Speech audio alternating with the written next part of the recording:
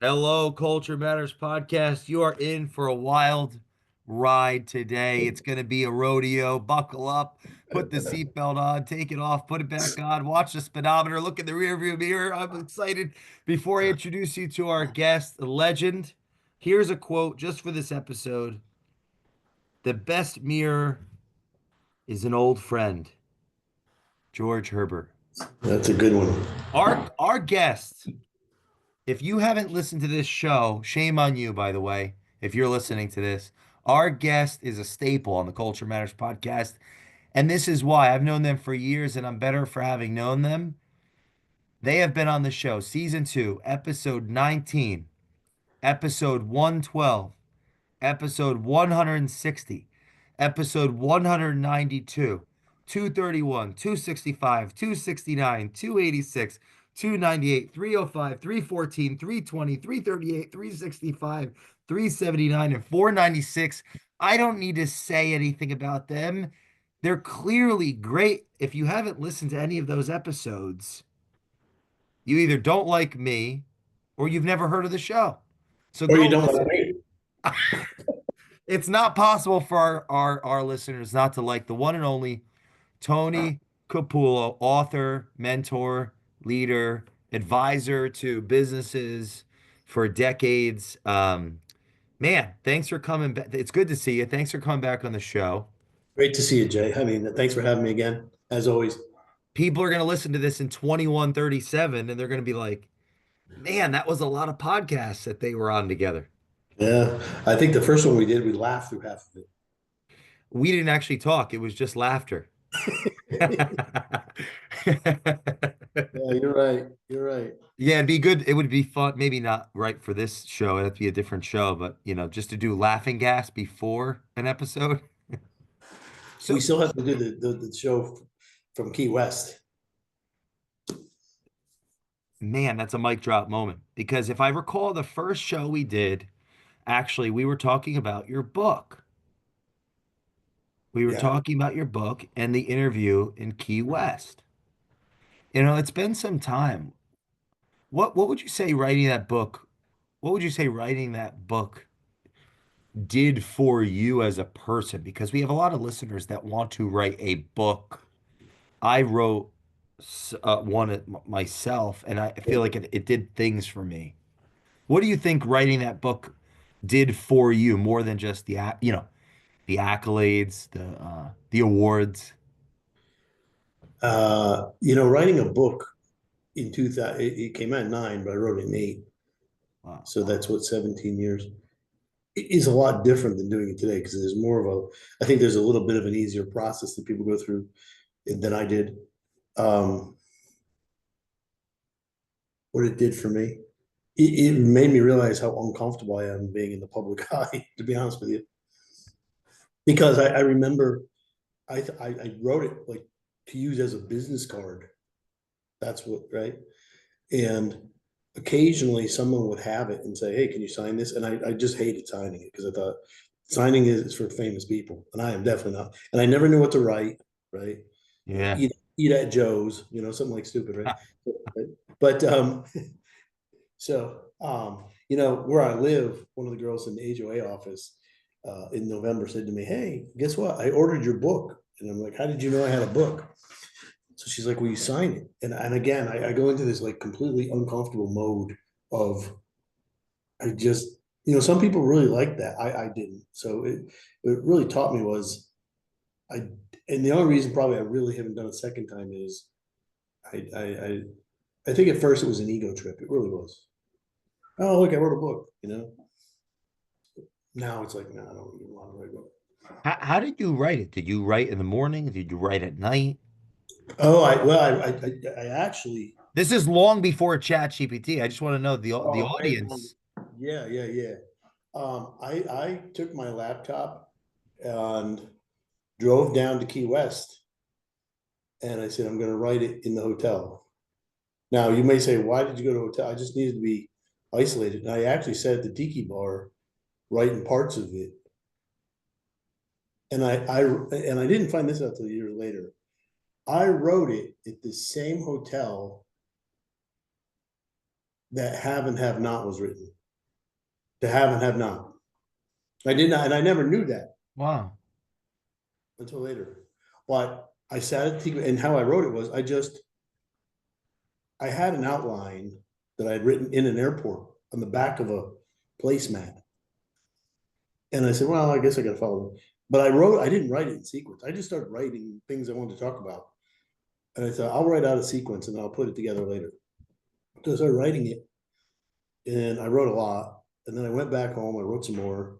And I gave it to somebody and said, what do you think of all this?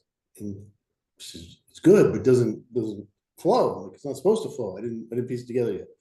So after I pieced it together and then sent it to the publishing company, they wrote back and said, yeah, we like it a lot, but you need a chapter between, I forgot what it was, 6 and 7, add one. So I was like, oh man, how do I do this? So I went to my sister's house, who was a writer, and I said, help me write this chapter. And she said, all right, what are we going to write about? And we sat down and we wrote it in like an hour. Wow. Mhm. It's funny that I submitted that chapter and they sent me back a thing saying, wow, this is really good. I'm like, because my sister wrote most of it. I remember enjoying reading it. I like the scene where there was something with a grocery store. Yeah, that was in the back of that's at the back of the book where I said, it says, I go in the grocery store to get my chicken. Yes. Yeah, you What's got a that? kick, you got a kick out of that. Yeah. Man, it's been a while, but well, a big part of it though, and this is something I learned from you, connect the dots. Yeah. Yeah, connect the dots. What Yeah. is connect the dots and why does it matter? And I'm going to speak it from testimony, the listener, pay attention because I've taken action on this idea in 2024. Connect the dots is the relationship connection, right?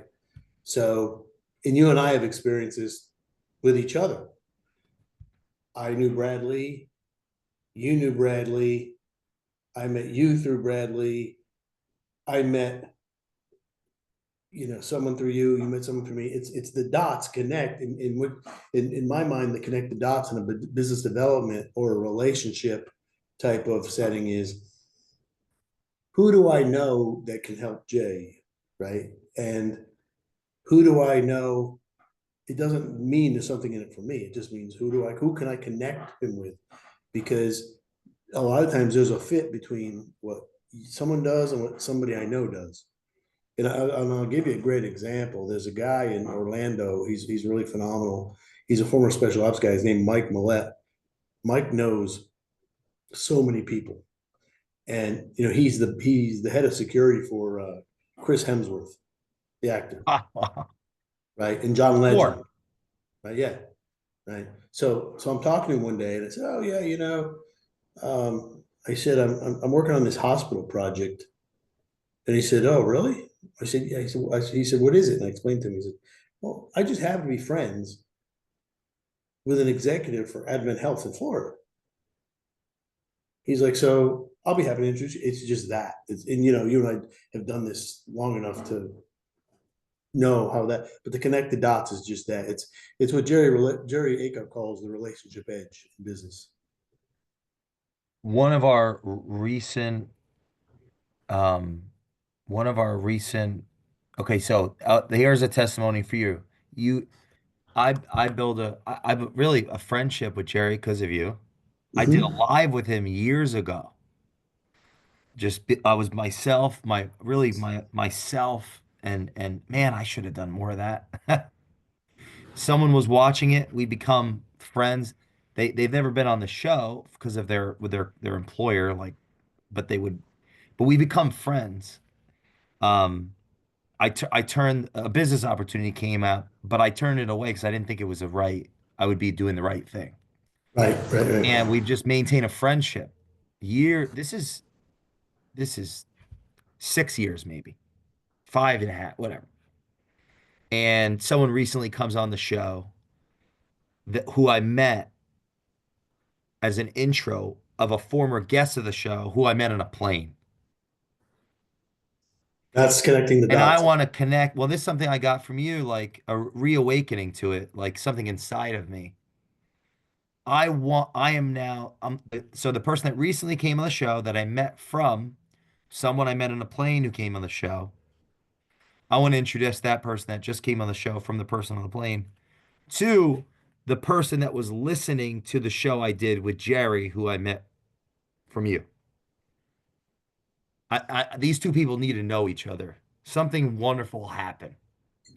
For a long time, I wasn't doing that, and something inside of me was repressed, suppressed, not living its potential. I would say, you and there's a shout out to John Schwartz who always pushed me to be more Jay. We lost him in September. Um, I'm now like on cloud nine. So thank you for that. And I want the audience to know, go listen to our 16 episodes together. It's like a master class It is. We on, really should come up with a connect the dots. I was in an Uber in November, and the driver said to me, "Oh, what do you do for a living?" And I told him, I said, "What do you do?" You because he said he somehow indicated at some point that he had another job. What was your other job? He said, "Well, it was this, but got let go, so I'm doing this now." I said, "Oh, okay." And he said, "Is there any way we could sit and talk sometime? I'd like to pick your brains." I'm like, "Yeah, I don't know how much I can help you, but right." So so the guy kept texting me, and it was just the holidays come around. He's texting me, "Let's meet for lunch." And I didn't really have time for lunch, and I was traveling. So I said, "I'll tell you what, I'll do a Zoom with you, and I can help you." "No, I don't want to do Zoom." "Well, I mean, I don't know what to tell you." So finally, I start sending him, give me your email. I start sending him things to do on his own. And he starts gaining some momentum, right? Now he's feeling pretty good, right? And every day he's saying, what do you want me to do today?" So I asked him one day, I said, "Hey, I called him because he told me he had a business and Hmm. was doing it, no revenue." I said, "Why doesn't it have any revenue?" He said, "Well, um, he said, I need investors." "Why don't you have any investors?" "What have you done?" "Well, I need a business plan." "Why don't you have a business plan?" "I don't have money to do a business plan." "So why don't you go on Chat GBT and let it do the business plan for you, right?" So I'm talking to him one day, and all of a sudden I blurted out. I said, this thing with your business, yeah, you haven't done anything." He's like, "What? You haven't done anything?" So I said to him, "You know what the capability gap is?" He's like, "No, it's the difference between what you're capable of doing and what you do." That's good. So this guy, and I said, "I'm not trying to insult you, but so this guy says to me, 'You know what? You're right.' What happens? I get a call one day from somebody who says, 'Hey, Jeffrey, you met him?' He's like, 'I was wondering if I could pay for some of your time because he says you know all this stuff and you take me through it.' I'll take you through it." So I end up with a new client. It's to connect the dots. It's all because I helped the guy driving an Uber. And by the way, he Wow. did get another job, but which is good for him. But it's just a weird thing about relationships. For our listeners, because I want to stress this, I've gotten so much from our relationship over the years, and I challenge them if they resonate with you and some of these other episodes you've been on. I challenge them to connect with you. Mhm. What problems, let's say they're entrepreneurs, what problems or concerns are they likely going through that you're the person to help them with Well, that's a great now, question. That's a right great now? question. Because I know they need a Tony in their life on a personal level. But for our listeners that are like, I want to connect with Tony, entrepreneurs, or maybe execs, a part of an organization, what problems or concerns are they facing right now that it makes sense for them to connect with you where it's a mutually beneficial contact? Um, I would say for those people that are stuck, either personally or professionally, because where I may not have that expertise. One thing that everybody has, and I hear this a lot. I don't know if you hear it, is I don't know what to do. I have anxiety. I have insecurity.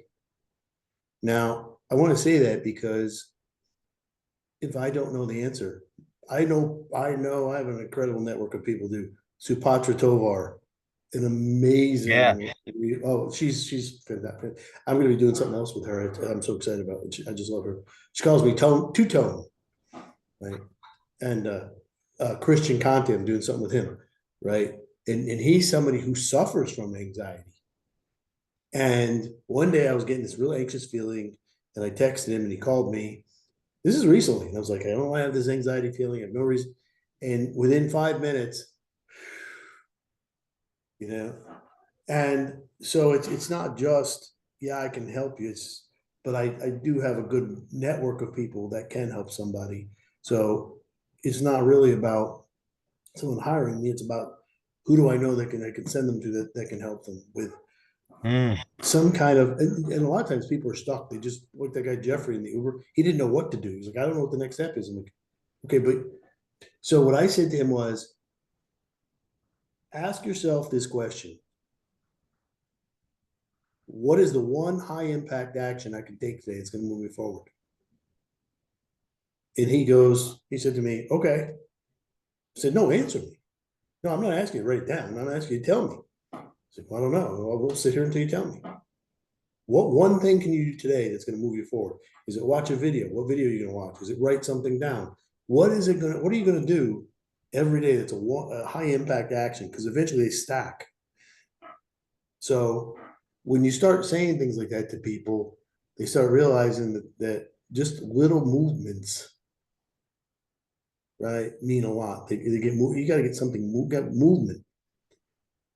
are movement. ways that you've seen that you've advised a lot of entrepreneurs and consulted, connected? Yeah, What are common behaviors or decisions entrepreneurs sabotage their selves so they get stuck in that capability gap? they run into an obstacle and how they view the obstacle is different than how the obstacle actually is and how big it is, and so it paralyzes them. And when that happens, they start throwing their hands up. Well, I knew this wasn't going to work. I don't know how I'm going to get past this. Well, when you think like that, right, there's a different way to talk to yourself, which is, I don't like how this feels, but I'll get through it. This is uncomfortable, but I've been through worse. When that's a different language, Elko always used to say, language matters. Yes, yes. Yeah, and it does. And so when you say this sucks, well, it may suck, but you can say this is uncomfortable. I've been through worse. This is going to be uncomfortable, but I'll get through it. But my favorite line is from Christian Conte, who says every emotional experience has a beginning, a middle, and an end. Hmm. So there's an end to every one of them. And when you think about that, think about some of the worst things you've been through. There's always an end to it. So those kind of things are things that I've gotten from other people. One of my favorite on the back of Jerry Akoff's business card, he has two things. It's two words. It says words matter. How you say things matter. And I think that's so kind of like a hodgepodge of all these people I've been around and right and got to know, and you right there, culture, right? Because an individual can have a culture. If your culture is to say, and you can correct me on this if I'm wrong, if your culture is I don't have a growth mindset because I've never been successful, well, guess what? You're not going to have one now. Think talking that way, right? So Tony, people that want to connect with you, what's the fastest, most cutting way to build a relationship? 725-529-5657. That's why you're the culture man. That's not your bat phone. Yes, I actually have a bat phone. I have to give you the new number. I have another, but that's the bat phone. Yeah. If you're listening to this, connect with Tony. He will either directly solve your problem or know someone or so he's like the Kevin Bacon of Am I gonna have to tell start you. dancing? Am I gonna have to start dancing now? Because You've never heard of this. If you've never heard, Kevin Bacon was the sixth, it's 6 degrees in Kevin Bacon is a yeah, famous, he was the most connected actor in all of Hollywood. He did a movie with, or yeah, with everyone, or with someone that was in someone else's movie. So Tony Capullo, the Kevin Bacon of entrepreneurship, self-performance, enhancing one's business, one's ecosystem, one's culture. Connect with Tony. He gave you the number right there. Share this with a friend that needs a reality check of just some tiny hinges. Tiny hinges swing big doors. It's like, who can you help? Who can you connect to? A I reality like that. check. I want to. I don't think I have this with me. Um, you know who Mel Robbins is? Of her, yeah. Yeah. 1, 2, 3, 4, 5. Get up. Yep. Yep. Yep. Yep. She did this. I saw this video of her. It was in December, and it was like 48 minutes, and it was the 7 audit items to audit your year. Okay, right, 7 items, and I'll send you the 7 items if you want. But if for those of your listeners who haven't, so one Sunday I sit down and I write down, I go through the whole 48-minute video. She's answering her own questions, and she said, ask yourself these questions. And I not only wrote down the questions, I wrote down the answers for Huh. myself. Hmm. 4.5 hours it took me. Wow. Yeah, people say, well, I'm not spending Amazing. 4. Yeah, but one thing came out of it, and then the light bulb came on because of not only the question, but how she answered it for herself. And I thought, that's really brilliant. And it is really changing everything for me in a great way because sometimes, she has a very keen sense of self-awareness. What I like about her is she shows her flaws. She has anxiety. She has ADD. She was a drinker. She almost went bankrupt. She lost her job. She almost lost her marriage. Now she's one of the top speakers in the world. Wow. But I went through the 7 items. So I thought to myself, well, maybe it's just me getting excited about these 7 items. So I sent the 7 items to a friend of mine in Miami. So what do you think of this? The day goes by, I don't hear anything. Second day she calls, she goes, I mean, this is brilliant. Where'd you think of this? I didn't think of it. I didn't think of it. It's somebody else's, but right? She goes, can I share it? I'm like, yeah, it's on YouTube.